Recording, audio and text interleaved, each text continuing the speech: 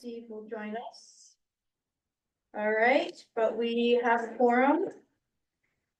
And here he is. Hello, everyone. Looking spiffy. So, hello. Welcome. Like your coat. Copycat. All right, first order of business is to accept the minutes of our November 6th regular meeting. Second. Is this the time, Carrie, where I should say something? Sure. I have a correction to make, but Carrie just gave that to me. Oh. And I just want to make the correction, where under ferry service update, and when we were talking about, I think John King was here or someone else, who was it that asked for that extra ferry spot for the? Oh, I did. Oh, it was you, I'm sorry, I don't see you that much, it was Steve, sorry. And I said, I misspoke, does not have to have a town meeting to amend parking ordinances, the select boards are in charge of that. Okay. So that makes it much nicer, so. Is that because it's not an official ordinance, it's just a policy change, is that correct? Perhaps, but that's the rule of law. And I just never dare trust it, because we don't do it that often, so I did check with Kristen. Yes, that is something, you have power over something. It's all you, buddy. That's all you. 20% of power. Yeah. Second, is that what you guys have fluffy coats? They're full power. Is there been outreach to the parking committee to? Yes, I have set up a meeting. I've heard back from 2 people. I haven't heard the chair, but I did mail for next Monday. And I think I put a packet in your. When is it? Grinder Point parking. There was a request for another reserved spot for the ferry. Yeah, no, I heard that last time. Okay, Is there a meeting date? well, I've set it for next Monday. I'll Okay. give you a packet. I'll give you a packet. Okay, I thought I put one in your folder, but I may. no, I didn't see it, but that's all right, if you could just put it in there, Yeah. that'd be great. But next Monday, assuming we have a quorum. I haven't heard back from David. But Gil is here in town. I was Yep. thinking he was gonna be gone, but Gil and What time on Monday? I think. You have your agenda right there. I think I gave you. On the park. and- What did you go there? Maybe live. Oh, 3 o'clock. Monday at 3. Did you say you could be here? I can't remember what you said. I will Um, endeavor to do so. Suki, Bob Acorn, David Gill, and there is a vacancy on that committee. But I know I know you were the one that mentioned that. Right. It's the you're not- 26th. Okay. 25th, 25th, thank you, Monday. 25th. Okay, great. So amendment to the minutes to state, it would involve a policy change Correct. It does not involve of the select board special town meeting. approval. Okay. Great. That's the best news. All those in favor with that change? I, Excellent. Visitors' comments, is there anybody here that wants to address anything that's not already on the agenda? well, I might have, you're opening bids tonight for the Yes. East Shore Drive thing? Yeah, I expected someone else to be here tonight, but they're not, maybe I'll speak about my concerns there. Well, yeah, I'd like to speak of something now. I saw that Tina put up on Constant Contact to, call her and inform them of any places we know where trees are branching out over the road or bushes and so on and so forth. And,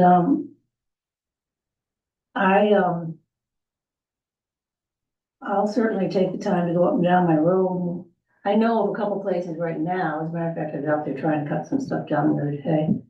So I will do that, but I'm curious if, how how the town handles maintaining, especially the side roads.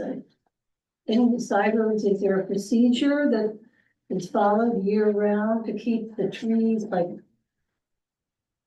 back from the roads or the bushes? Do they take, is there any procedure that's followed? Not really. Kind of catch as catch can, or if people complain, that's been the, Okay. Like I know they hire out mowing, and what do they mow in? Maybe 3 feet, something like supposed to that? be 6. Oh. That's a law, that's a state law. Okay, well, they mow the roads every year, and I could identify certain places pretty accurately. And there are a lot of places on the road that branches are well within that 6 feet, and it seems as though it might be reasonable to try to keep the trees back, you know, where the lawn is, where the sides of the road are all mowed. Maybe I could suggest that at the end of the list or something like that. Yeah, and that's fine. We've Yes. already received 9 messages, so.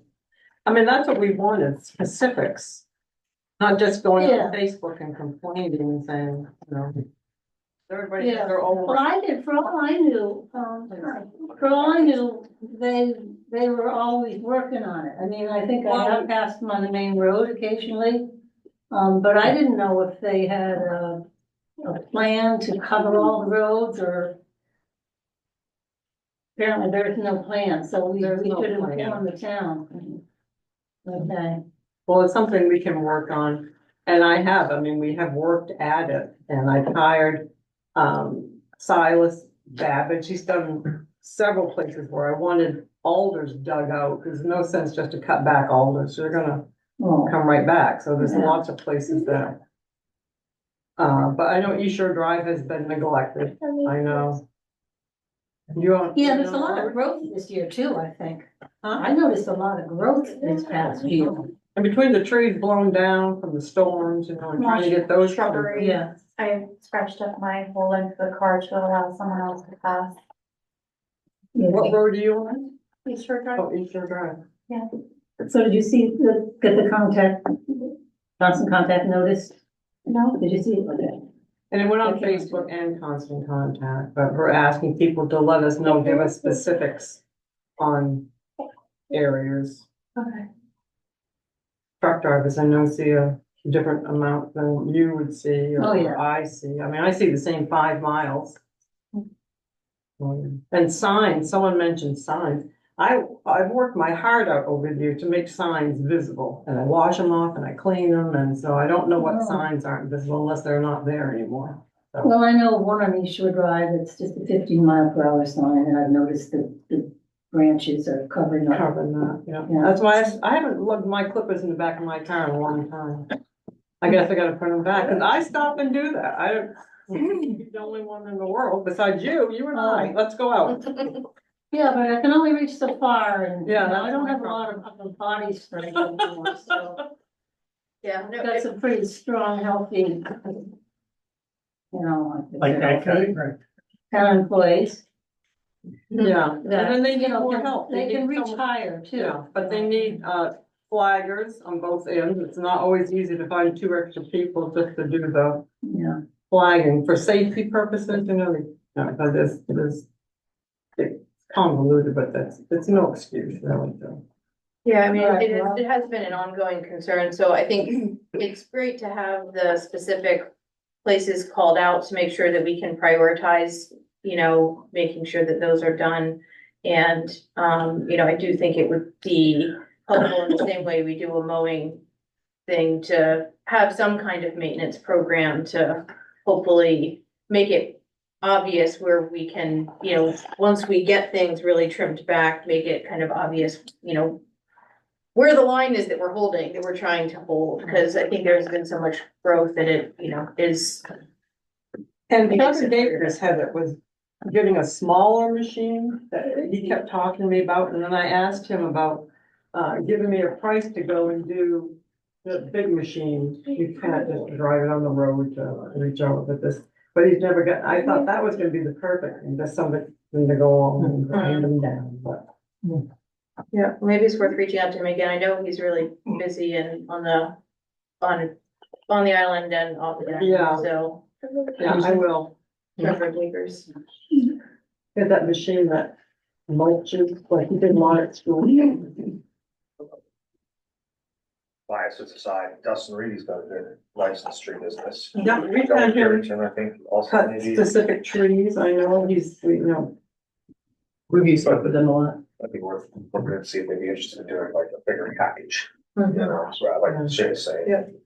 Or maybe I put it out to bid, you know, Yeah, well, a mile, yeah. but then we've got to really say where. Yeah. I don't want them just to do a mile and there's not a lot on there, which might be unusual probably, but. No, No, Well, have it be, maybe if we announce that we're gonna put it, we are considering putting this out to bid, and then in that state that the project will be based on the feedback we received from people. That way, Yeah. you know, it's clear that. I've tried Lucas, but they're just locked in with CMP, that's all. I even nabbed the guy at the store this afternoon and said, you ever do anything on the side? He goes, no, we can't, so. and I know, I mean, West Bay is particularly bad.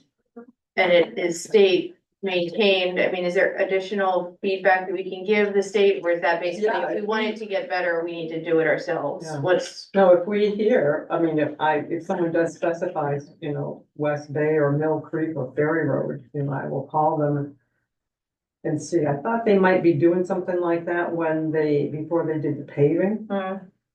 'Cause, We ended up doing it ourselves back years ago. West Bay or State Yeah, Road. we had to, because of the locust trees that were by Donnie's old barn. We had, there was some locust trees or something there, they were hanging down and trucks were hitting them and stuff.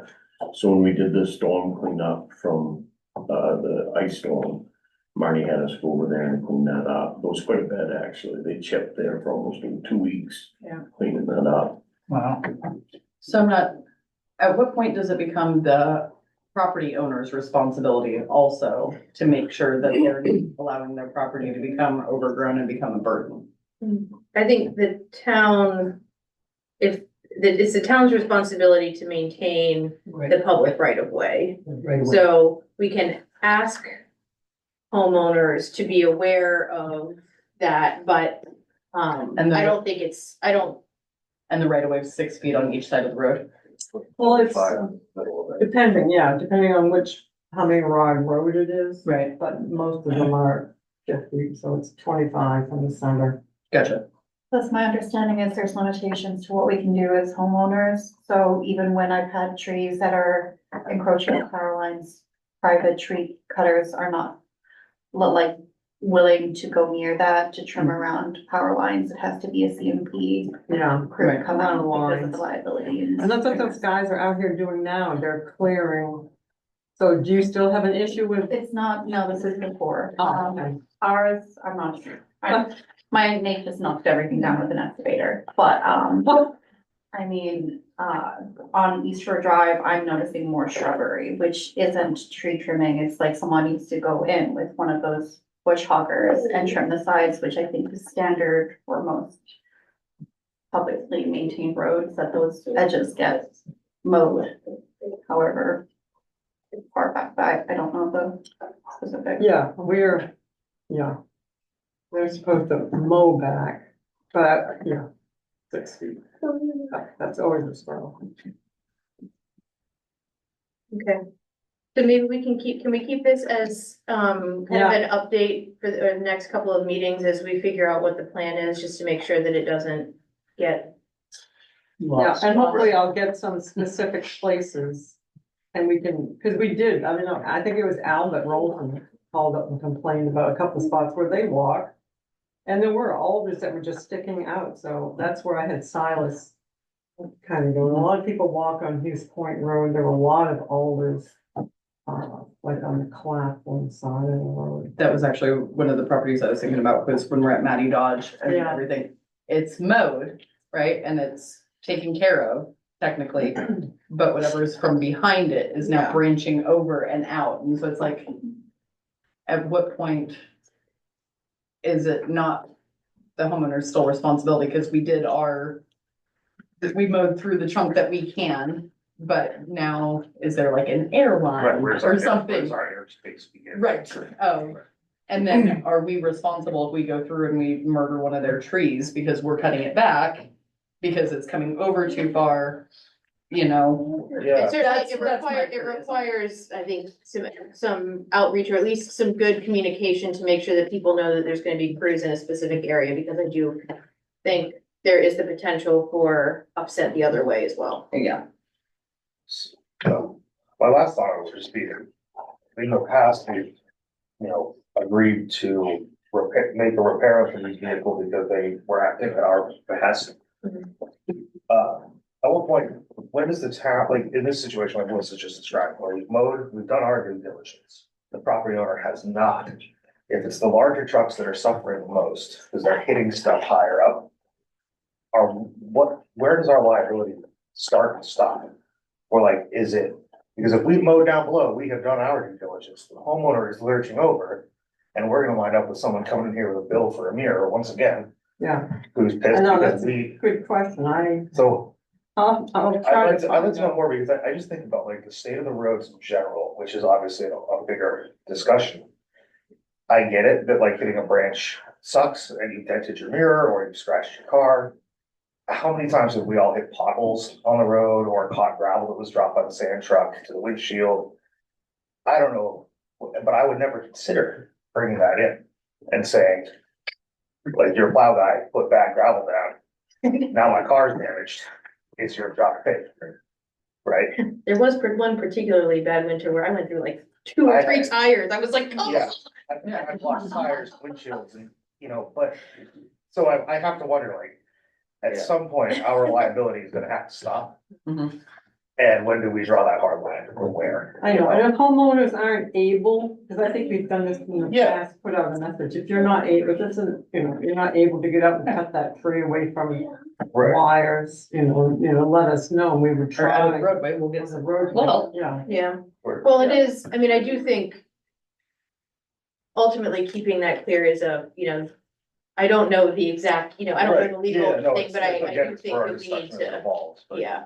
I do think we need more information because we should, We can't pay out $900 every single time somebody has a dent on there or broken something, but the worst and it's one unfair on us to be. are some private side roads, driveways that like we're thinking about going down through there with a fire truck, and he tries to tell them to cut back here, yes, it looks lovely, but Right. you want the ambulance and the fire truck to come down here, be able to find their way down through here?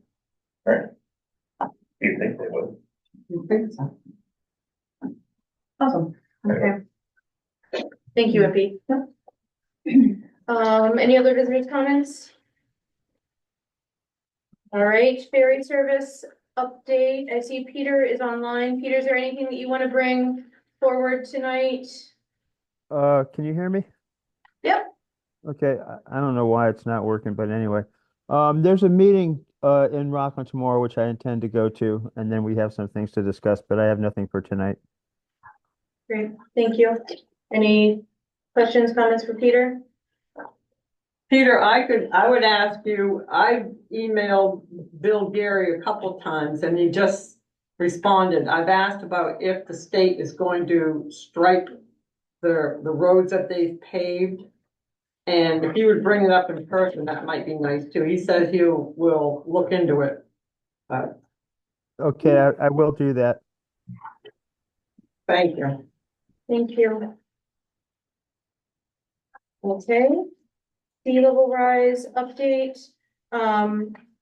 We have a pre-application meeting with the DEP and US Army Corps folks tomorrow at 3 o'clock to understand more about the kind of permitting requirements and all the hoops that we need to jump through for the Narrows. So that would be interesting. And our next committee meeting is December 12th from 3 to 5, where GZA will do their kind of final presentation of the 30% design that has been funded through the Coastal Communities Grant.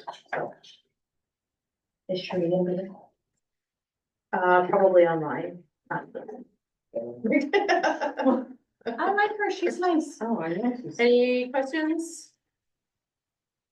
Okay, use the building project? Oh, nothing really new. I think you're all watching the progress, though. It's really pretty exciting. The roof is on. And I don't know, Fred, I think you said that they were telling you that it was gonna be completed. They said they had the completion estimate of May. Yeah, maybe that's beginning of good. June. Update for me. Yeah, me It's good to too. hear, yeah. And in terms of the Highland Public Safety Garage, Steve is going to be helping with tracking and keeping the process for the Up Island Public Safety Garage moving forward. So it's kind of Steve and myself. I'm kind of moving Steve into more of a leadership role, you know, as you can. with your- Didn't know that, but that's. Oh, nice. So it's, that's wonderful. We just had a conversation with, actually it was Mark with Steve Black Associates, just had a conversation with, Rod Norberg, I always get his name wrong, Norberg, at, Northport Builders, and that is the contractor who will be handling the whole project. So and that was approved by the select board. So, he is in the process right now of calling up and getting bids from electrical and plumbing for that specific project. Those are the things that he's missing. And as soon as he can get some of that underway, we can start building. So that's kind of what the holdup is. We're hoping for still something to happen this fall and into early winter. I guess they would put up the metal building right into early snowfall. And if they get it up, they can work inside after that, so. Fingers crossed. Yeah. Questions for Lauren? Okay, upcoming meetings, subcommittee reports. Planning board December 2nd. Town office closed the 28th and 29th for Thanksgiving.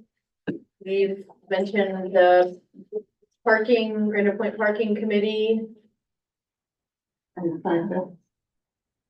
Lighthouse and Board of Appeals on the 21st.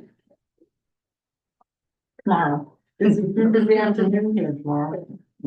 Any other subcommittee reports? I know we've got some minutes in our packet. No, I just have to say thank you for putting on the chair meeting yesterday. That went really well. and I think that everybody learned a lot from it. Great. Yeah, it was nice to see everybody and it was good to hear the updates. And I think we should think about as we enter the budget season, just what the right timing is for how frequently we bring that group together. So. Okay, town manager's report. I've given you the energy committee minutes from October 8th. Under correspondence, I received a mailing. Each year we receive a mailing from Maine Municipal Employees Health Trust telling about upcoming in January, what their rates are gonna be. And their rate is going up 9% this year. We received on the 7th of November, our Maine municipal bond proceeds were deposited into our bank at $2,616,332, which I'm excitedly waiting to see what interest that will bring. And Brian too. Maybe enough to cover the well, I'm hoping, things like that. And Brian has split out, so it's divided into three, split out the 100,000 for the renovation, 432,000 for the Up Island garage, so it'd be easier to keep the accounts separate, and we have to do that for the bond bank too. At the end of the project, there's a form you have to fill out and what you spend it on. That'll help for that. And there was a memo in here from Tina about Freedom of Access Act officer, that's her title, reminding people who haven't taken the Freedom of Information Right to Know training. And it's very simple to do if you haven't done it. Takes, I forget how long. Half an hour. Half an hour. For my report. I wasn't here the meeting that you all talked about, and maybe Ken Smith was here about, the museum wanting to become a 501c3. So I wasn't sure. I think it was positive from the board. I think I got that from the minutes. But I'm not sure how to proceed with this. I did email Kristen to ask her what's the next steps. You know, because I know at one point she mentioned they'd have to submit information to her about what, you know, would go into this. So. And I don't think, do I have anybody else in town who's a 501c3? It's on, that belongs to town committees? I don't think so. Ambulance Association, but, so they're their own The separate. Friends of the Library. They're their own separate, you know, that's what being that 501, so I'm just having a hard time with the town committee. So they're going to be, they still should keep the committee, maybe not as many people on the committee, I don't know, but that's what Kristen had said, doesn't mean you dissolve your town committee, that should stay intact. And this fundraising people, whoever, Right. you know, they are, I don't understand how that works for money, but I'm sure, you know, they're gonna take in money, are they gonna be the ones deciding? They're gonna give the money to the town for us to do things, I don't know, so that's something I think she will explain. Mhm. Because now, from what, I'm glad I was here, the rec department might wanna be a 501c3. It's like, is everybody gonna wanna be a 501c3? Well, I know that Ken had kind of looked at that at Shay's recommendation, and he reached out to Lauren to see I if they saw couldn't do that. more of a collaborative effort. You know, if it could be like a, Umbrella. like a 501. slight C3, 501c or something, you know? Right. So that's something the lawyer would have to, I don't know how that would work. for them. Would the model of the Friends of the Library and the library being, you know, because they are separate from the library. Correct. I mean, I don't have any of their information. Yeah. That's private, you know, so they would have to. I only know the Ambulance Association did it years ago, because John Anderson was a former town manager, he was here and he did it for them. But it was not a simple feat. Maybe it's not as bad now, I don't think, but she did say it would cost $1,500. That was an estimate. So who's gonna pay for that? Is the town gonna pay for? There's just things that come in my head. Well, they're doing fundraising, so, Yeah, they've spent all the funds that they've raised. yeah. They're good. Yeah. They've done a great job. Yeah, I mean, I feel like from our discussion, and we talked about a lot of those questions, I think should be answered. If they're creating a 501c3, they should have, you know, sort of charter documents and that should explain kind of the relationship between what their mission is and what the town and all of that decision making. So I kind of feel like all of that stuff should be detailed and ironed out as they go through that application process. And I don't know, presumably, I guess maybe it's, you know, Kristen who can help point us in the right direction for who to talk with. I mean, it also may be a question for, you know, our auditors because of the fiscal Yeah. relationship. Very complicated. And maybe Kristen shouldn't be there. Shouldn't do it for them, you know, maybe, because she's the town, work for the town. This group is not. It can be separate from the town. I don't know. See what She may be able to answer some of these questions about what, if they're forming it, they have to be outside of the town, and they have to, you know, just the broad implications of what this would be, you know, rather than being the person to help set it up. That I don't think the I town. mean, she could answer questions, Yeah. I'm sure, and give us, but we'll see what she says, I guess. I think they're meeting tomorrow afternoon, did you say? I know I saw that on his agenda. If I'm free, I might come in and sit and listen and see what they're thinking. That's a big part of what we're discussing tomorrow too. Just that, Mhm. okay. Great. That's it for me.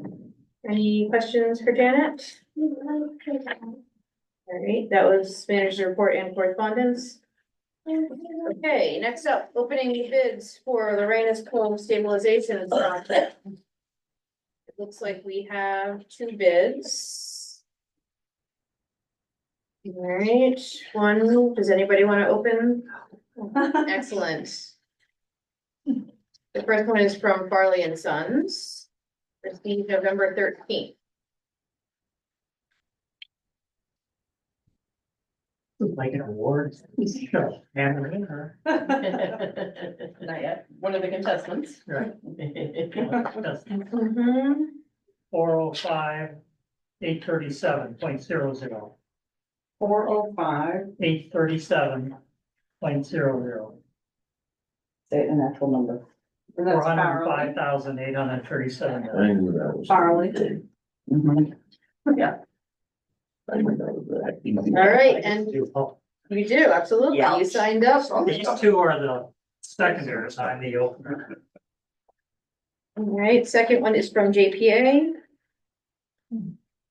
What's that? What was our first one? The total for the first project. It was over 5. 500.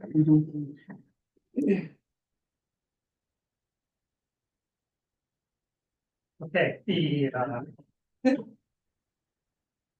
this bid is $412,280.00. 412,280.00.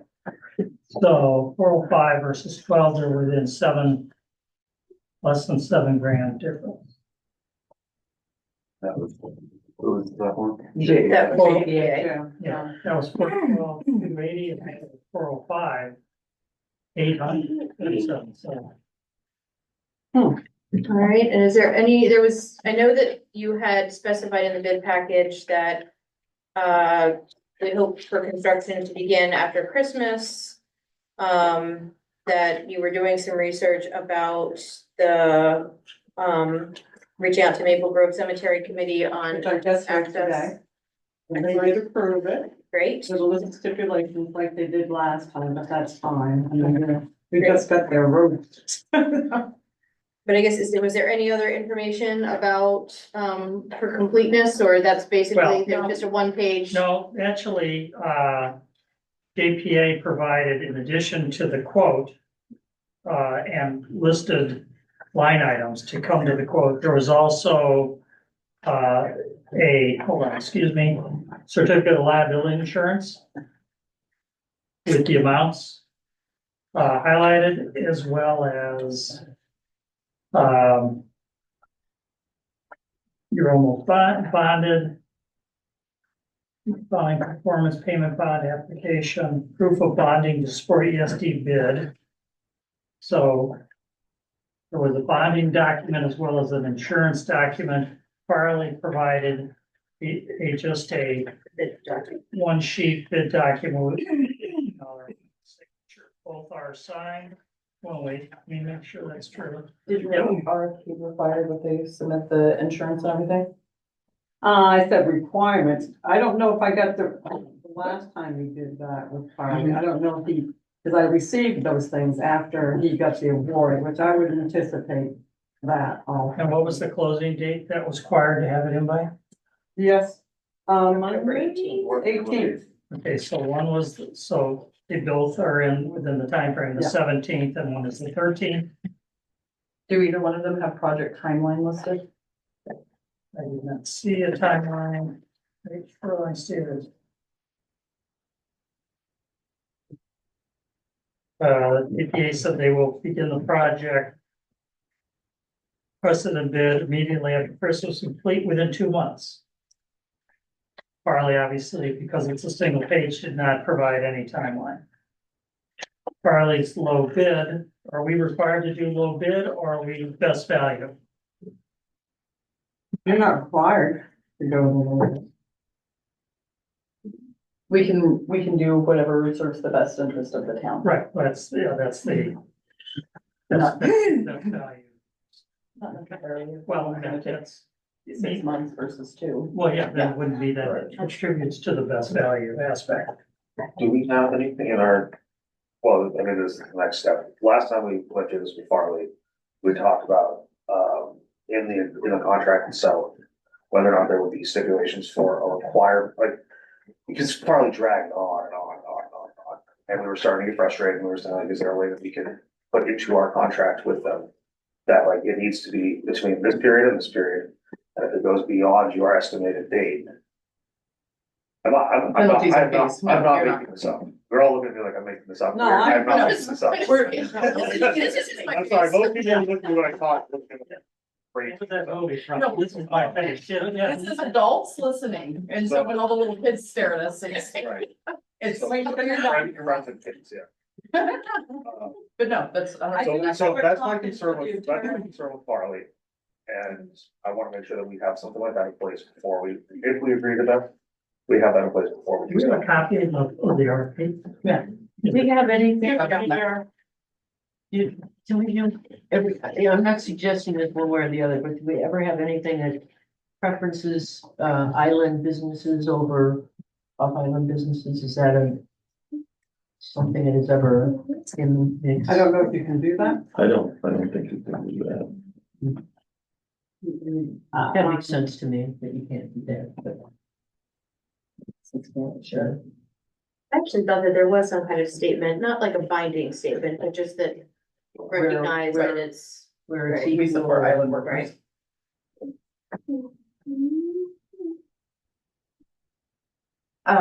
With Farley, with the last one, we had different things that opened up and all of that, and they had all of that fixed, correct? Mhm. I don't wanna call it holes, but like divots and stuff like that, that's. Okay, see, hole, All right, well, I'm trying to be poly positive here, and it's just not. so I would say Farley is not compliant with the bid because the last thing says project timeline. Do you see a project timeline included in that? When you look at their, Nope. there's no additions, so that bid is not compliant. Well, that makes the preference for an island business easier. Am I reading that? I mean, that's pretty clear. And it's highlighted and says requirement, and it doesn't look like they provided any of the other stuff, is that correct? That's correct. So they're Is that your understanding? I haven't seen it. It's just that one page. one thing. It's one handwritten page. So JP is the one that did it all the way No, through. no, I mean, I would say. I would be willing to move that based on the completeness of the application.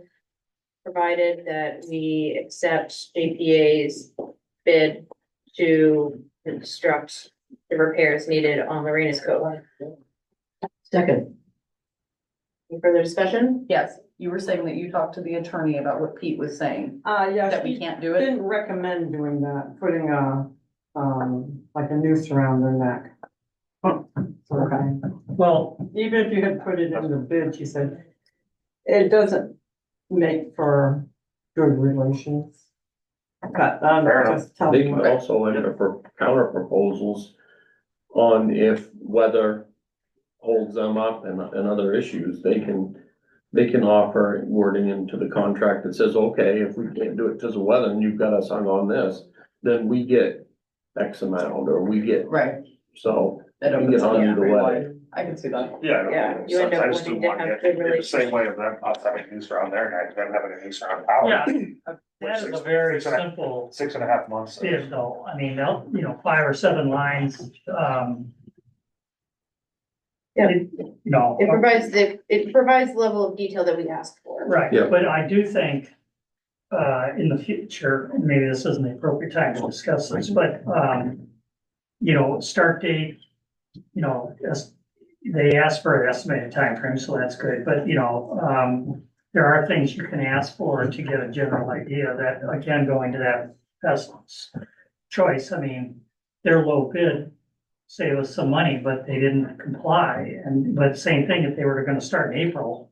Right. As opposed to this company starting in right after Christmas, all those are weighed and those are, if they're in the bid. So if we do another bid, I'd be glad to look at those, cause I'm working on one that has 960 line items on it right now. Somewhere between like 5 and 960.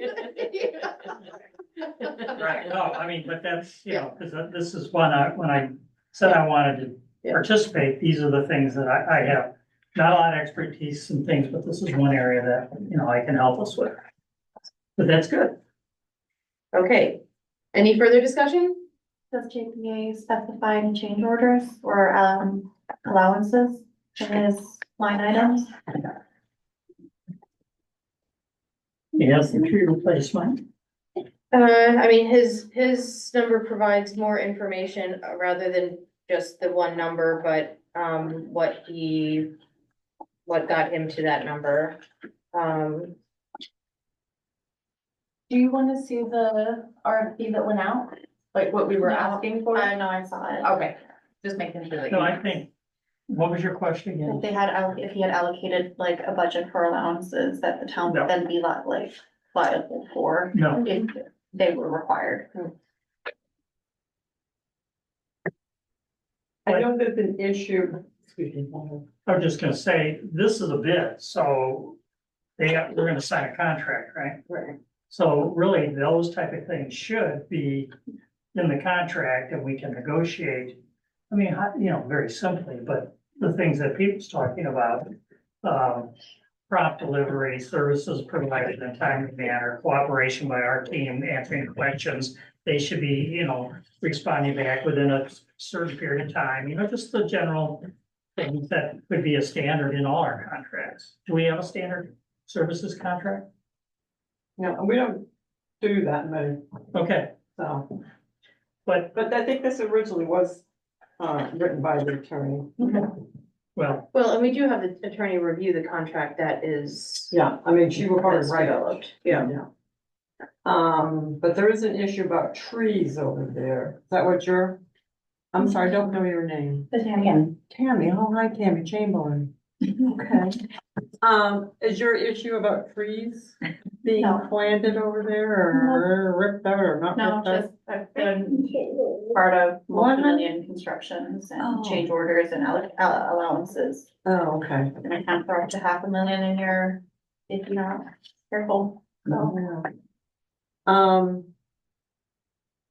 And that was something that Farley did say to me about an allowance for trees, but then we talked about just one tree for one tree. And if you're taking out a tree, try to replace it. But I know people over on East Shore Drive are concerned about big wrapped around several trees over there they don't want taken out, but I don't know how they can do it without doing that, but that's something we'll talk about with the. you have one thing. Did he, are they suggesting 2 months to do this? 2 months, is that what I heard? John. Any further questions, discussion? Just one thing, if they're creating a contract, why don't we ask them to create that, and the idea behind the one they're creating is what addition they would wanna add to have a standard contract that we can always begin with, as opposed to creating a new one each time for services. Might be, Kind of a boilerplate, yeah, generic one which you can modify. right, for a different More types of specific, yeah. services. Well, and I do feel like our attorney has done that, Okay. that Well, she's, past attorney, I haven't used Kristen yet for a contract, but Just a thought. yeah, or that, yeah, we should have a standard contract that they work from. But Any- if I'm right, there's nothing that would prevent them from having a change order, which increases the amount. They could come back and say, because of this, that we need to change the contract amount to a higher amount. Okay. Change Well, order. typically, you would, as part of the bid package, you would put our standard contract in. Because there are indemnities and all that type of thing, so they can look at that, and they're allowed to, as part of the bid, we'd like to discuss section 5, for instance. I don't want to overcomplicate this, but I'm doing. We're getting down to 125.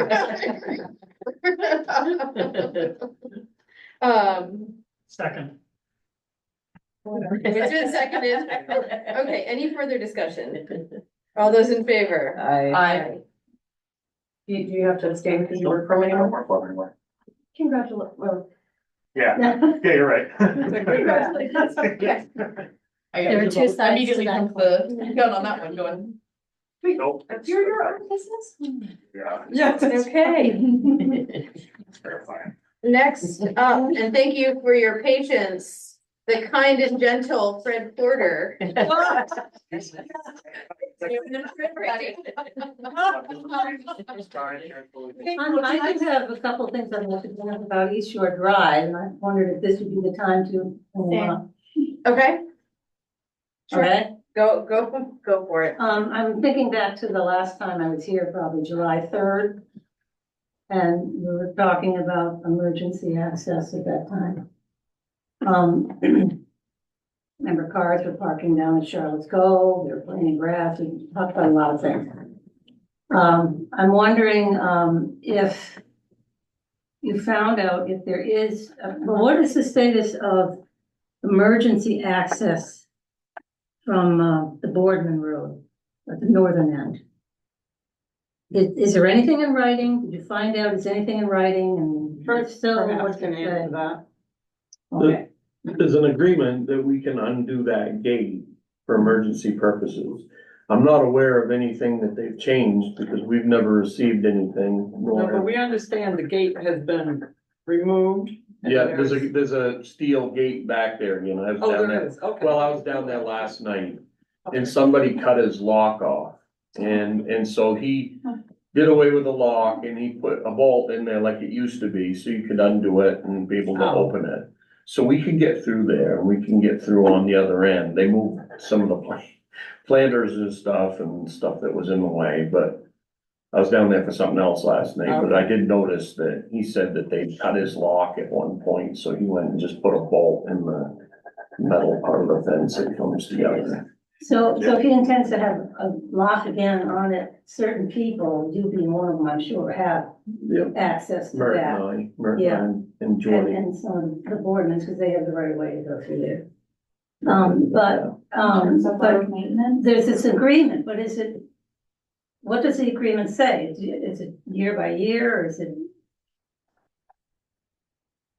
We kind of just played it year by year, haven't we? And we reviewed it a couple times. We reviewed it, but I don't think it had an expiration Yeah. date on it. It's just kind of like we review it.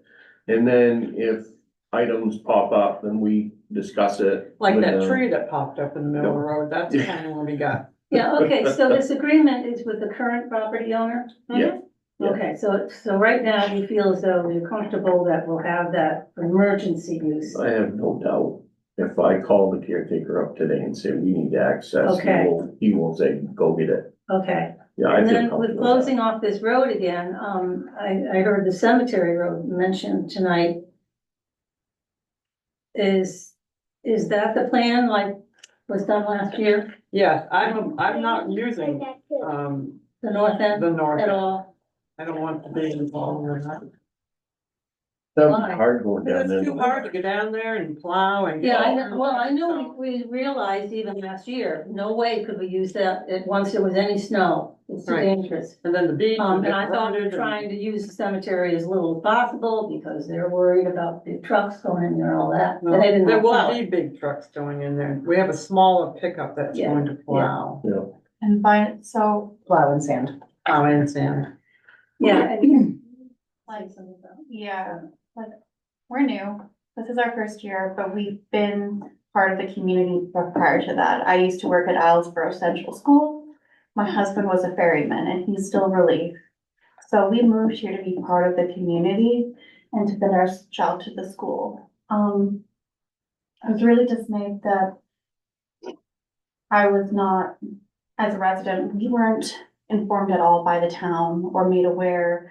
It was actually Final Energy who brought it to our attention out of concern because they knew about Luca, who has been hospitalized twice since April alone. Like, it's been a hard year. Okay. It's stressful. We probably wouldn't have moved had we known he would develop medical conditions. So to be told that we're not gonna be able to get fuel in the dead of winter and that the road is gonna be getting closed after Christmas, but to hear that from the vendor and not from the town was just, I don't think it was ever said, was it? I think it was all an issue of trying to get access and then get the plan for the road. And now that we have a bidder, we will work with him to see if he can I'm hoping that he'll say, we can get a fuel truck down through there once a week, we could, or propane or whatever needs to be. But what there just anybody- doesn't seem to be much communication, so I did relay like my concerns, right? He's been hospitalized twice, a week each at a time. And like has had me to take use days. And you know, when I mentioned my concerns and just the lack of communication, and I was talking to Beth O'Hara, she as the healthcare clinic hadn't even been made aware about this potential road closure that would be impacting quite a number of residences, and they're like, you know, they're aware of Luca's health issues, that we're dealing with, and thankfully it's not a frequent thing, but I mean, 2 years, two times in 6 months is enough for me to be concerned, and I'm also by myself half the time. But it was just not really like, there's been no notices, so as a resident, I wasn't even aware or like that these are being discussed here. You know, and then like when I did talk to you, Janet, about if there was gonna be a formal notice, to be told that that there wasn't a plan for formal notices of essential services, and that it's gonna be, the expectation was to hear about it by word of mouth. Like, for me, that was worried. Yeah, and I'm sorry about that, because we will be sending out something now that once we talk with the bidder and find out, you know, what he can do, what, you know, accommodations he can make. And I will send out the letter from the Maple Grove Cemetery explaining it's just for people who supposedly who live on East Shore Drive, they don't want. We should drive Nicholas's house. The Thomas's house. Yeah, so we just redid the driveway. Don't you worry about a thing. We will get you out of that hell high water. You have nothing to worry about. Yeah, You know that road well. Yeah, Picturing myself having to put him in a sled and pull him through too. Don't you worry about it. But I do think it's good you brought it to our attention.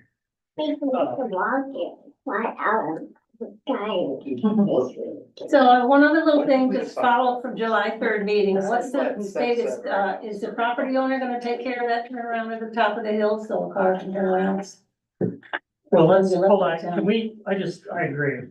I don't even remember. When was that ever announced or? No, sorry, we're back. We're not I'm back to- We're still talking about. I'm back to this road closure and like Oh, services. sorry. When was that ever made, like when did that statement get made, that was a potentiality Yeah. or that? Cause I feel like it seems like we've entered maybe potentially like a misunderstanding kind of. Well, I mean, sort how of- many times has this been like come up, discussed in select I mean, board it's been- meetings? And we We've discussed talked it. about the fact And that, like, it's been on since the last erosion, like Lorena's, cause there's been cones there, right? So Mhm. obviously it's been on the docket to be dealt with. But I was told by Final Energy when he came to service me, it would have been November 14th. That about, like, and I had I'd been concerned, so I think I called sometime in the summer just to see if there was a status update.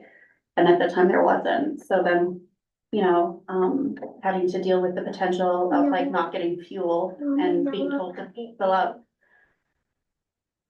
You know, and then calling to find out what's happening and being told like, oh, plan to fill up prior in the dead of winter for 2 months. And this, it's just, I'm sorry, I don't want to interrupt. I just see that Janice, has raised her hand and I think it's Josh. Oh, Josh. Sorry. And Josh works for Vital Vital Energy. Energy. Go ahead, Josh. No, I just wanted to vocalize that if Boardman Road was accessible, I mean, we could do what we did before, because I know MP's out there as well. As long as we can get access through that end of Boardman Road, there would be no issue for getting deliveries.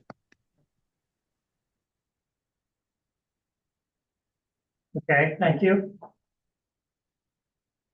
sorry, I'm not trying to be difficult, I just. No, it was you're not hard. at all, and I appreciate you bringing it to our attention. Right. It's our first year out here and we're really trying to be part of the community, but if the town mentality is like, no, the priority is summer folks and on East Shore Drive and not the year-round residences, like, that's hard to wrap around, especially when we're trying to take care of. Why are we doing this in the wintertime again, anyway? Wouldn't it be easier to do it in the off-season or the summer? You don't have to worry about plowing, you don't have to worry about fuel delivery and all this stuff. What are we doing? I'm just, Why are we doing? Can we get to that? oh, Let's One- get, one issue. can we get to that in just a second? I just want to say quite clearly that this is very upsetting because no one in this room, would want you to be worried like this at all. And, I think Fred would make sure, everybody in this room will make sure that this is solved. And I really appreciate Josh coming on and making that clear from Vinyl Energy's perspective, that that's not gonna be an issue. So I'm so sorry you went through the pain and concern, but that's not going to happen. Josh, do you know, would Vinyl Energy do Cemetery Road or is that completely off? To try to get a truck through the cemetery would be virtually impossible, without creating a lot of damage, to headstones that are nearby. And I don't believe there's enough room to make a swing with a truck of that size with the gate right there, even with the gate open, the post for it. So I think it's gonna need to be something that's either expressed in the contract that JPA will make an allowance for with enough notice, if you know that. And I'm sorry, this isn't just you, you also, if you're needing fuel and stuff like that, in order to avoid the. I'm trying to word it carefully. The conflict that will inevitably come from Boardman Road, instead of opening that up to allow them to come through, we can have it written into the build that says, you know, with a week's notice or 5 days, whatever is comfortable, that JPA will make the allowance for fuel trucks to go through and provide that kind of support also. That way you're not having to try to come up with thousands of dollars to fill a fuel tank. I know how much it costs. It sucks that I'm doing it at limited amounts at a time.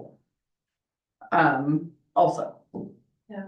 And so I think that that's a reasonable assertion that we can ask of them, given that there is residents that we love. And And it's not just me and MP, Virginia as well, Natasha and Tom and Lars, Yep. and I've forgotten Lars's wife, it's gonna be impacting all the year-round residences. absolutely. And, you know, from my perspective, it's such a, like, I really do appreciate, like, one, it needs to get done. Yes, it's a big expense for the town. And it's not something that needs to be taken lightly, but it should be clearly communicated to the residences. It is a big impact and we do need to strategically plan for it. Like, if I need to go stay somewhere for a month and like make that kind of change, I need to like be able to plan for it. Yep. And then just like making sure that things are being accounted for. So I really appreciate knowing that you will, but like, I know that we have a small enough town plow that can get through the gate. Can private plows for driveways get through?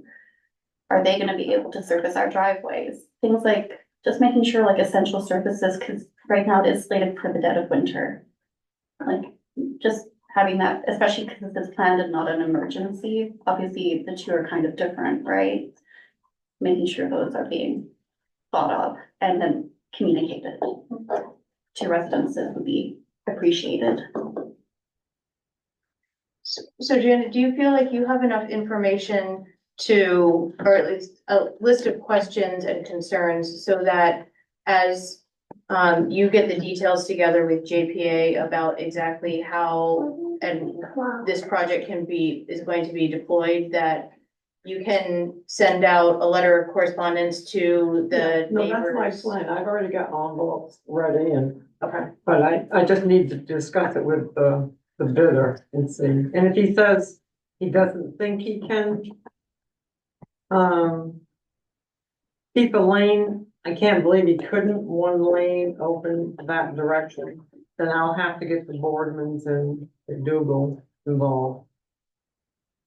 I mean, it does seem like it would be helpful to have a couple of different options and make sure that we have as she said, we need to have some clear communication because it's a major change for people and how they access their homes. The hard part is Charlotte's Cove. Yeah. Is that down at the bottom at Charlotte's Cove? One of two things can happen, either they can get knocked out like we did with the storm from last winter.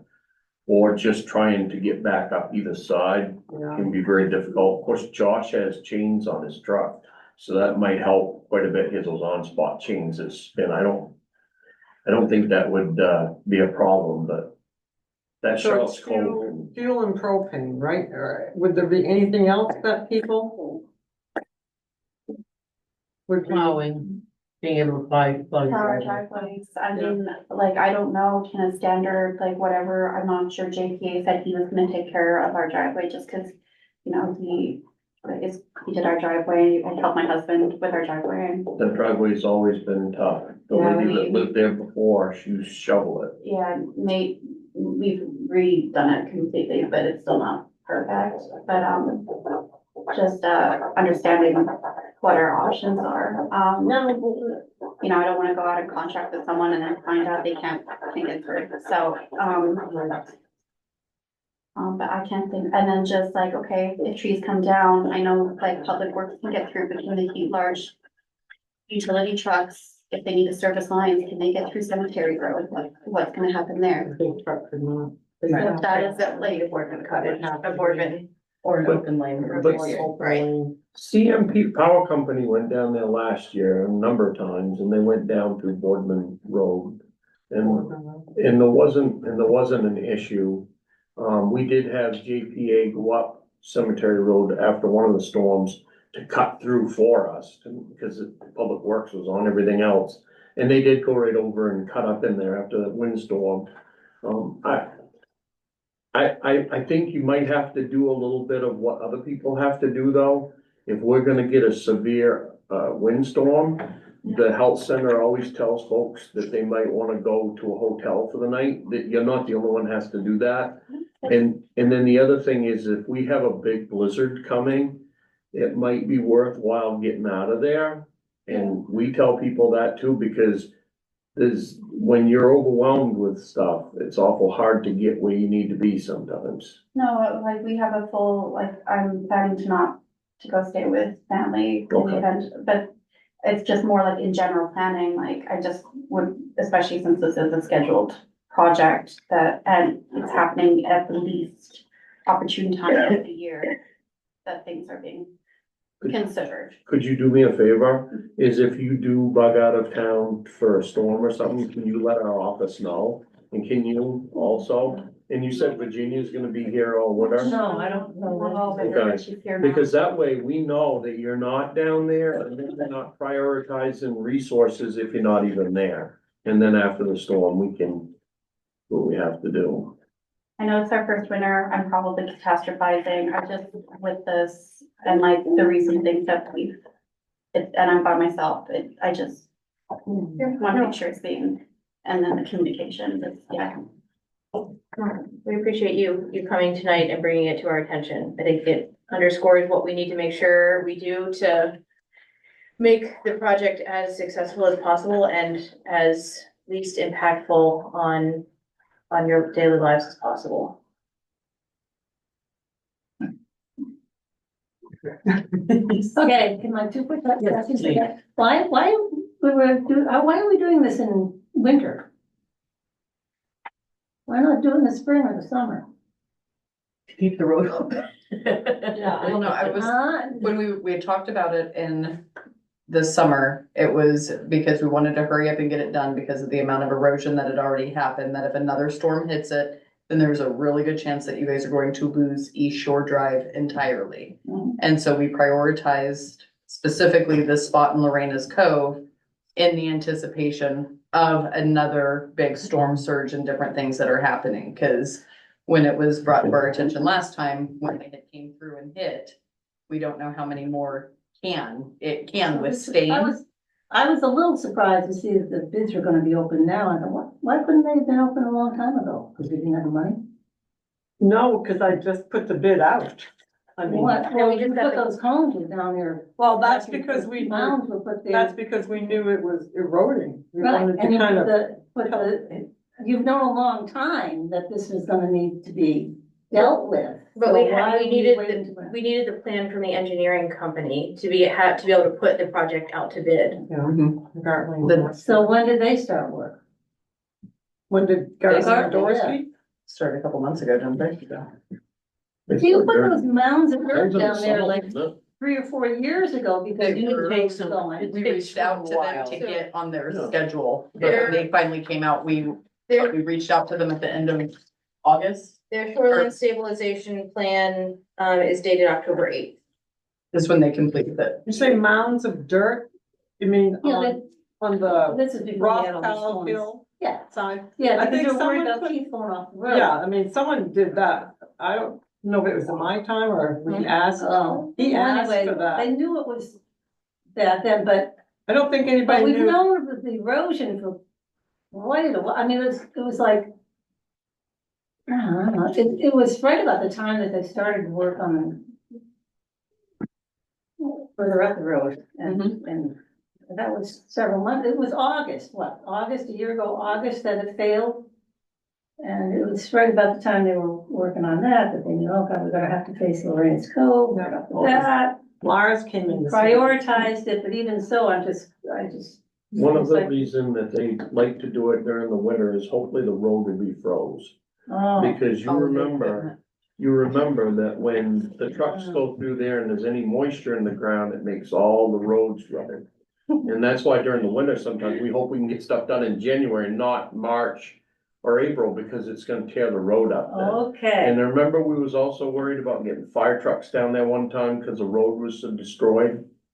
Me and Merritt talk about that all the time. Can we get an ambulance to get down there? Can, you know, because if the road's all rutted up, yeah, we can't get the trucks Okay. down there. So that was why when Farley started, it was beneficial to do it right in the middle of winter because the road would be Okay. froze. that makes sense, okay, and then my other quick question is, what was found out about if the property owner is responsible for that turnaround at the top of the hill? Where East Shore Drive is blocked by the gate? Or is the town taking that on? On McDougal side, end of the road. No, it's, East Shore there's side. McDougal's gate, if you're going north, you get up to the top of the hill, you see the gate. Yeah. Just before the gate is a turnaround. Yeah, that's why I just Daryl said had put in, McDougal's. yeah, just Yeah. before the gate. Yeah, it's just, And it needs to be, so anyway, this was brought up last July 3rd, and I understood that you're gonna look into this. Find it's out his, if Mr. McDougal now is gonna take care of that, if he's not. Again, I don't know if there was anything in writing, I probably doubt that there was, I just remember that the gate went up. And then it was discussed, and they said, well, hey, he's gotta put a turnaround in there, because he put this gate up. Yeah, right now it's just a car width, you can pull in. Yeah, yeah, About there's a a car big, length yeah, there's a and lot, back up. big mess there of And is that the barbed reason, wire that you wouldn't wanna run into. is that the reason the road doesn't get maintained past Impey's house, really? Cause like, if, once you go past, it's rough, I mean, It gets it's bad. maintained. But then if you guys are banking on this as an emergency point, Well, no, anybody, I mean, it's a town road and they maintain it and, but it's just that people go up there, they should be able to turn around, so, the turnaround, but it's, I've turned around there. yeah. And it is on McDougal's property, On so his anything Yeah, it's that on we, its property, right. yeah, and so unless he gives us permission to do it, we can't. I don't know, I don't remember I thought it was there for a snow plow for people, because I Well, I don't don't know know. people Well, who drive it over was- there. There's nothing. The gate went up, and once the gate went up, there was no, people used to turn around their driveway. So he put the gate south of the driveway, so people wouldn't turn around it. So the town said, look, you need to make a turnaround here, so people can turn around. So that's my understanding, is that Mr. Verrill put that in, He initially, but yes, but I don't know if there was anything put in writing, that the property owner had to maintain it, but I don't think, I know the town never said they were gonna do it, at the time, the town didn't do it. So, I think we need to find out if Mr. McDougal, who's now the property owner, if he's gonna fix up that turnaround. I will ask him. Is grade, like road grading, road maintenance and plowing happening that way? Because the only reason I'm bringing it up is if it is a really horrible way.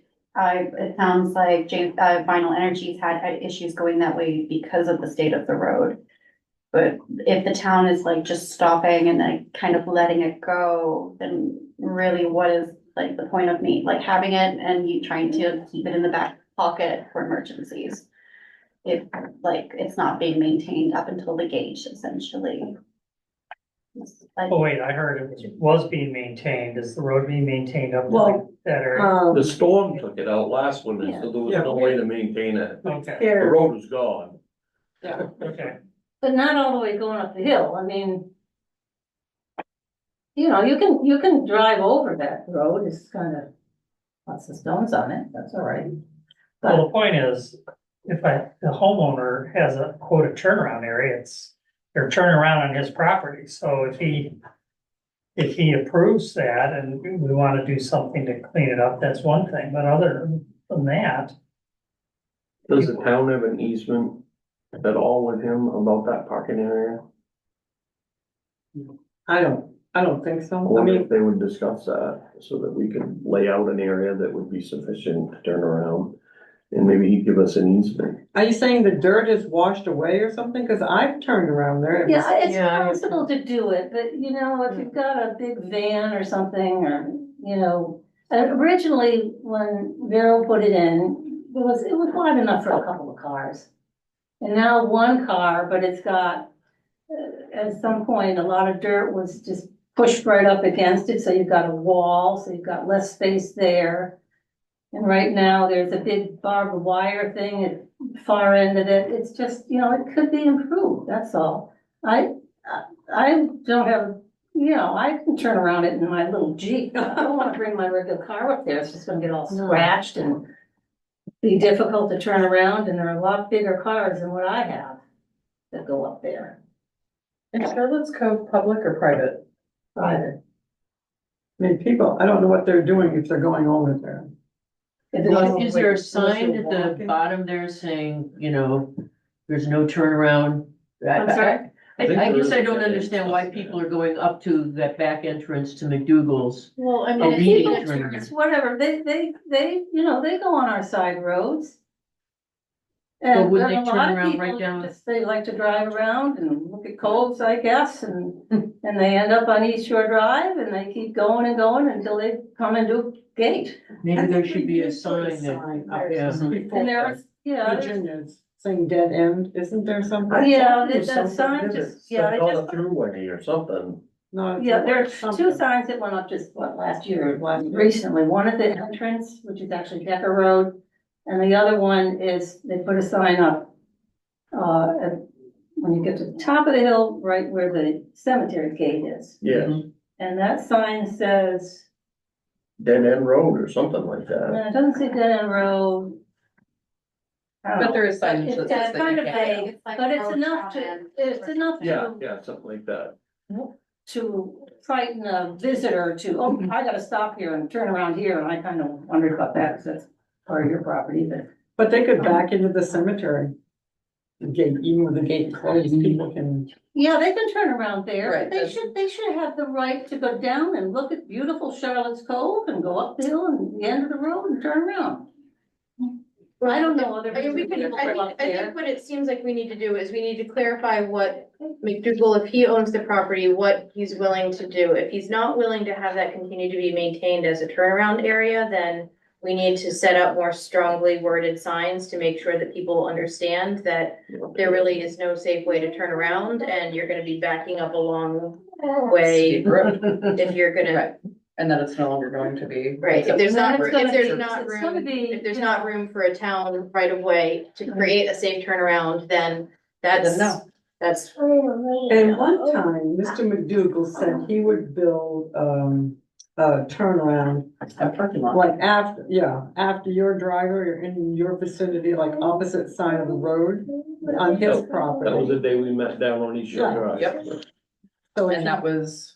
So if you frowned did upon. that, people could go in there, they wanna walk down there, but it's like, it's private property. And that was after the July meeting, correct, that you guys went down there? We went down there a while ago, though. We went down. Oh, there yeah, to eat with supper you. before Oh, I that. don't hate the idea of building a We parking went lot. down there Build a with parking some, lot and know what's Vern gonna was come. still here then. Yeah, he was with us. Vern was with us. Well, So it's some a of little the bit of- projects. Right. Oh, So you don't, People should be, it's a town road, you should be able to use the town road, you should be able to use it right to the end and turn around.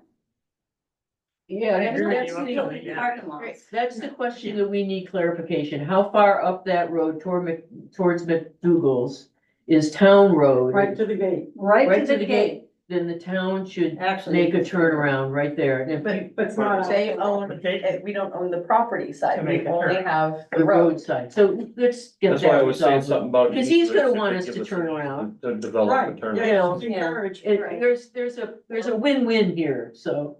I don't know why they stopped the town, why didn't they stop the town road closer to you? When the town forefathers or whoever, it was a long time ago, I know Paul Boardman didn't want it Yeah. closed at all, but it did. And there was the controversy over where that gate went, should go Yeah. north. If it's his property on either side of that road, maybe he would like a turnaround lower down on his property and swing it right And that's around. conservation area. Yeah, Yeah. I mean, there's a solution here Yeah. because I can't imagine that he loves people coming up that and pulling in and. Yeah. So there's gotta be an easy solution here. We just need to sit down and Fred At with his. least, I think the least intrusive thing and the best thing for the general public, if they want to be able to drive on our roads, is to just keep that turnaround usable at the end of the road. Is there a clear like Okay. ending for where public works stop? Where does plowing stop on our road? It's not right by your driveway. So, but They then, they'd never go down Charlotte's Cove, it's too. yeah, I just, that disconnect. I'm just gonna announce it. Okay. You know, Okay. I'm Sorry. okay, so thank you. I think that gives us a lot to work on Some and appreciate communication with the current you. property owner, I guess, is due. Yep.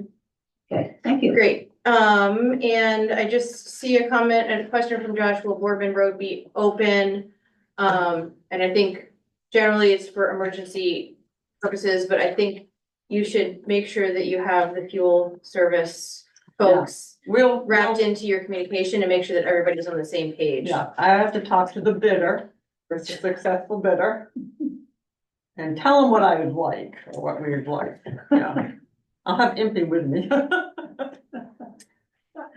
Yeah, I'm sure he's gonna be agreeable, if he can do it, he will. Might not be able to keep all the streets, people might be able to keep one lane open.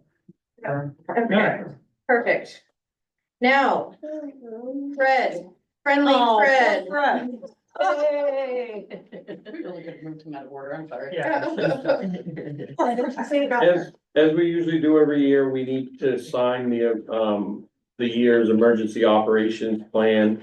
This year, we actually did some changes. Janet had picked up on that we hadn't updated that Vinyl Energy was our energy company now.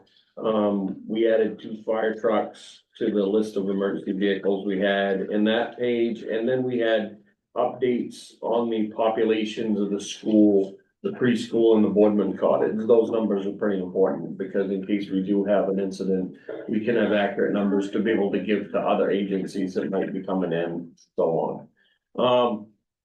You're gonna be signing it now, but there's a good chance I'll be coming back in April or May to have you sign it again.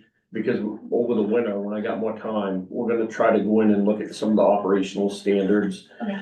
Somebody had mentioned to me one time when I first brought this forward, that, as a matter of fact, I think it was Lawrence, a couple of years ago, that is it detailed enough or something like that? And I'll give you a little history on why the operational plan is what it is because when I first came in 2004, we had an operations plan that had been pulled together in the late 90s. It was 365 pages long and it had as much dust on top of it as any other thing you'd find in a shed. Problem was, nobody could train to it, nobody could work within it. It was very outdated. It was a nice document, I mean, but you don't get much success with a big document like that. This is a very simple plan that goes for a very simple community. It covers everything and then we can build on top of that where we need to, like a couple of years ago when we had the pandemic. The select board had wanted, and Janet wanted to put something in there about the crisis committee, so we put that in there. Because we had lessons learned from what we did. So lessons learned from last winter with those big storms. For fire and EMS and police, we have some new things to work on compared to what we had before because of the water issues, the flooding issues, and the waves coming over the shore. We have to go back to the beginning and start looking at how we're gonna rescue people that get sucked up by water going through the Narrows or looking around, you know, we gotta start looking at that. When you do water rescue, not everything's a boat. You wouldn't be able to get a boat into those locations. That's called a shoreline deployment. And Rescue Systems out of South Portland has trained us in water rescue before. And we'll bring them in to train us now on how to do shoreline deployments with what we saw last winter. Cause I mean, that was very revealing. I stood at the Narrows many a times and said, that person's gonna get hurt. And one person actually had a piece of granite by them and it scared them quite a bit. So we have to look at things and look at now. But the reason that the document is not 365 pages is because it don't have 3 inches of dust on top of it and stuck up on top of a bookshelf, because nobody doesn't know how to use it. So it is what it is. It can be built upon. I think it's a very good document. I worked with Dale Rowley a lot on this, and every other town in Waldo County, their EOPs are about the size of ours, because every town in the county adopted the philosophy that Dale came up with, that sometimes simpler is better, especially when you got a lot of people to manage with it. So that's kind of a little history of it. I would be the last person who would want a document that's longer, just to be longer. And I think this is an excellent document. I do have a couple of questions though. Sure. And the areas of list of possible emergencies. I know that you guys are working on putting out electric vehicle fires. Yep. Would that be something you would add as a specific hazard, or would that be under more generic? That would be more under our regular response Okay, protocols.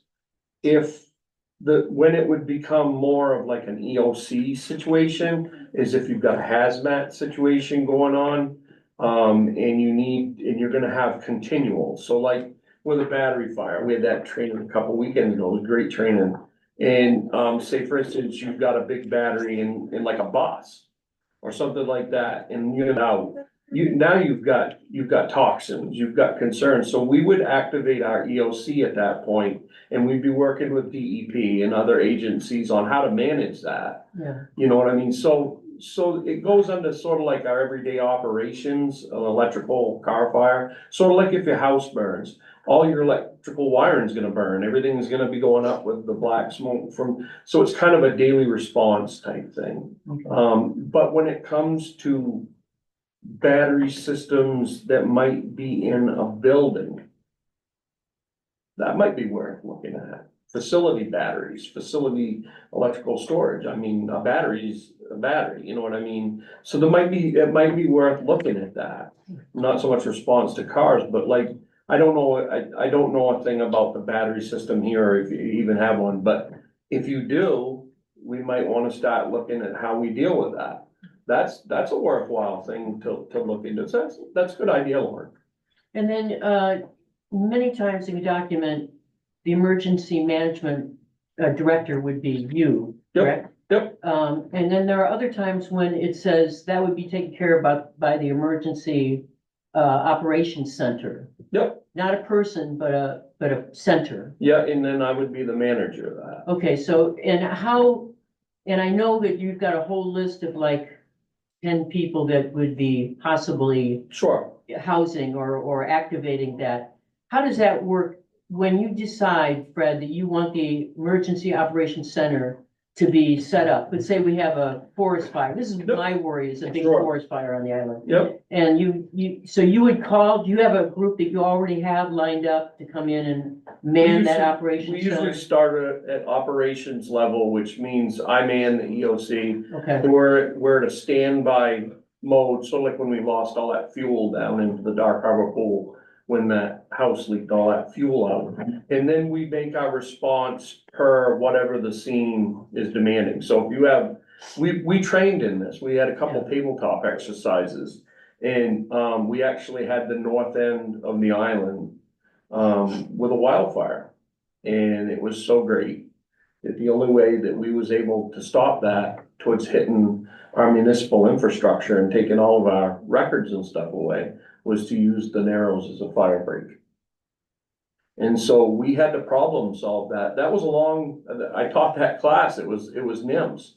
And that was the big tabletop exercise, how we would manage that. And those fire people were confronted with, that road's gone now. We can't save that. Yeah. You got northwest winds at 45 miles an hour. You know, they're blowing constant, there's no gusts, it's just constant blow. And they had to deal with that scenario in order to be able to do their tactical approach. And it was difficult because the only place they could get control of that fire yeah. was by using the Narrows as a fire break. So we have our list of identifiable markers that we can do things with, like the Yeah. Narrows. I personally, when I read Emergency Operations Center, I go Fred. Yep. And someday it's not gonna be Fred, you know, and we have. That's to- why I keep asking the question about who is the Emergency Operations It Center. ain't for a while, but it's some. Right now, point- it's Fred. Well, it's Fred and Mert. It's Fred and Mert. Yeah. Because what you don't wanna do is put cause Mert and me have been doing this as a partnership for a long time. He's the operations guy. He runs the response by all the responders, and I run the EOC. And you can only do so much because we have a little room that 3 people can stand in, so there's We're gonna only. fix that. And then you have the meeting room, which should be part of the EOC for monitoring news and putting up charts and maps and stuff. But the firefighters have to have a place to go grab something to eat or sit and relax after they've been out cutting up trees. So we all end up under each other's feet. That's why when we wanted the design on the new building, the new renovations, we wanted to make that room that I'm in now and Carrie's in now into a radio room. That would be the actual EOC. That would be the brains of the unit where we keep in touch with all of our people. Sometimes on those storms, we can have over 300 transmissions with units that are out on the road. That's a lot of transmissions for a little town, but we keep very active and everybody communicates with each other. So there was reasons that we had to get room to be able to do this, which should help us quite a bit. But there's gonna be a day when you're not gonna have me and Mert there. And we are always looking for that next person that shows the type of desire to get involved in this stuff. And it's not easy because you gotta remember something. There's 2 types of people during a storm. There's the people that like to go out riding around. I got my 450 steel in the back of my truck and I'm gonna go cut up trees. And then you've got the people that don't wanna leave their house because they're afraid of harm coming to the house. They believe that they can protect their house by being there. So it's not so easy to get volunteers to come to the station and be there until 2 AM in the morning, and then might not be able to get home. It's a hard feeling when people think that I might not be able to get home. There's no place for them to sleep. You got the places running 24/7, so it's kind of a hard mix, and I'm in hopes that when we get the renovations, we'll be able to do even I'm for more. short and sweet. Thank you for all that you All do. Any other questions? Motion to approve the emergency operations plan? Second. Any further questions, discussion? Great job, Fred. Thank you, All those in favor? Aye. Thank you, Fred. thank you. One question I have that is. I didn't want to do it during discussion because it As wasn't, long as it doesn't have FEMA attached to it, I'll answer it. I won't talk about FEMA. Thank But well, don't make promises you can't keep. No, we're just, reading through this, I mean, this was a big topic of discussion at the hazard mitigation meeting. And I think some of Tammy's concerns that she raised tonight about just like, what do I do in a storm or a snowstorm and how do I get out and that kind of thing. I think is, we've heard a couple of different versions of questions for just like, okay, as we think about storm season coming up, how as citizens can we prepare? Yep. What can we expect for communications and all of that? And I That's feel what like, Tara was trying to Yeah. talk about when she was here. yeah, And that's why this winter, because of what we learned last winter, I'm gonna try to have some roundtables, some emergency management roundtables, and actually have them over at the station. So it'd be different nights, me and Mert would be there, and Carrie, even have a Carrie there. So she could, well, I'll do the reporting and stuff. And we could sit down with a group of people at a time and answer their questions and hear their concerns, because like talking with you tonight, that was a wealth of information for me, and I feel bad that you feel that way. And the lady that lived there before was an emergency responder, and it was really hard for her because she didn't know if she could stay on call at night. She didn't know if she could get out, so all of a sudden, people that are already covering something else are trying to cover, so there is a lot of layers to it that you have to talk about, so I think doing that's gonna be important. We've already addressed the information thing. I'm gonna tell you something, I've only been doing this in that office for 20 years, so I don't know much about it. But I will tell you this, there's no way that you're gonna publish information in any capacity that's gonna get 100% to your community. The only way information is gonna get to the people in your community is to have people that will go around and go to those people that are shut-ins, that don't have internet, be enabling and telling them, we just learned information that they're gonna do this, and they want us to leave on this road.